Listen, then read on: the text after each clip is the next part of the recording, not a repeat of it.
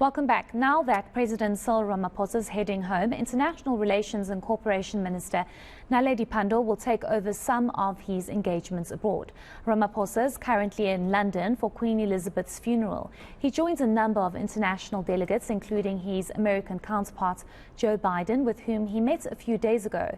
Washington correspondent Simon Marks joins me now to discuss this further.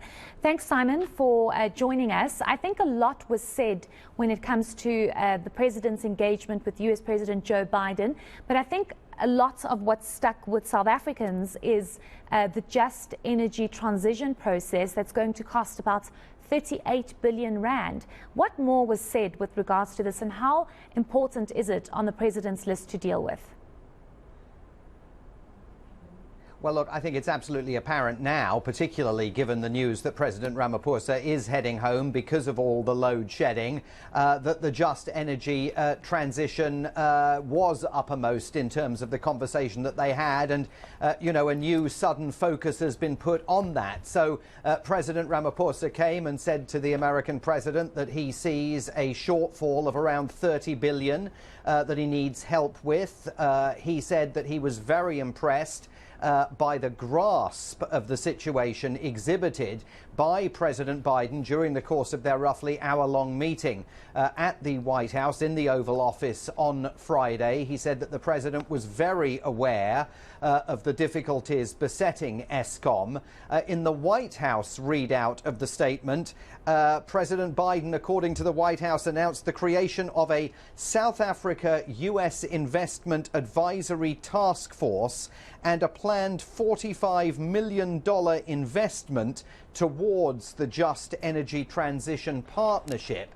That's the White House version of events. President Ramaphosa said that he received an indication from President Biden that he is willing to raise the issue of this budgetary shortfall with other members of the G7. And President Ramaphosa characterized that offer as being very important as South Africa prepares to try and grease the wheels under the real energy transition, and obviously tries to do so at a time of growing difficulty back at home with the load shedding that you're all experiencing. Yes, it's very unfortunate. You're very lucky not to know what stage 6 feels like, because it's horrible. But Simon, let's move over to some other news with regards to what the president spoke about. He was questioned a lot by the media, especially around South Africa's stance when it comes to Russia's invasion of Ukraine. And there's a specific bill that he mentioned says that if it goes ahead, it will punish Africa, and Africa should not be punished. Africa is non-aligned. Maybe just tell us what this bill is about and if there have been any further developments. Yeah, this is a bill called Confronting China's Malign Activities in Africa Act. That's the name of the actual legislation. It's already sailed through the House of Representatives. It's awaiting passage in the Senate. As far as we can tell, the numbers exist for the legislation to be passed, at which point it would move to Joe Biden's desk for signature.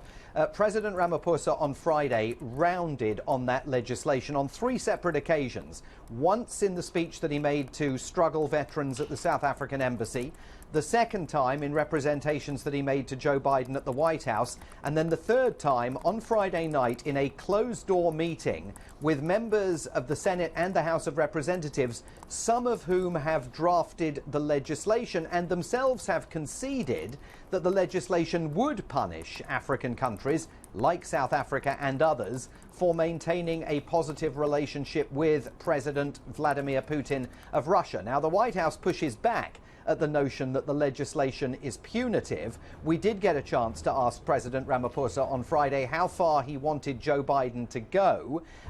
He did not say that he had asked Joe Biden, if necessary, to veto the legislation, but he did say that it will wreak havoc on the continent. It will target countries for pursuing an independent, sovereign foreign policy. And as he put it on Friday before he had that meeting with lawmakers, it needs to be ditched. So in the days ahead, we'll find out on Capitol Hill whether President Ramaphosa made any headway in that regard, or whether this is still barreling down the highway and ultimately is potentially going to be a decision that that President Biden has to make.